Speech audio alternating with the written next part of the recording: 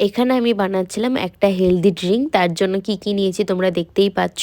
আর এই ড্রিঙ্কটা আমাদের স্কিনের জন্য আর হেয়ারের জন্য ভীষণই ভালো। তো সবার ফার্স্টে নিয়ে নিয়েছি শসাটা আমি খোলা সমেত নিয়েছি, দেখতে পাচ্ছ।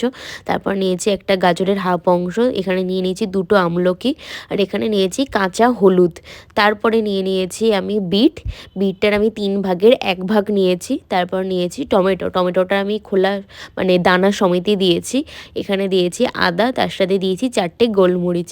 আর এই সব কটা জিনিস আমাদের স্কিন অ্যান্ড হেয়ারকে এতটাই হেল্প করে, যাদের হেয়ার ফল হয় হেয়ার ফল থেকেও আমাদেরকে হেল্প করে, যাদের হেয়ার গ্রোথ হয় না হেয়ার গ্রোথ করতেও আমলকি কতটা হেল্প করে তোমরা জানো।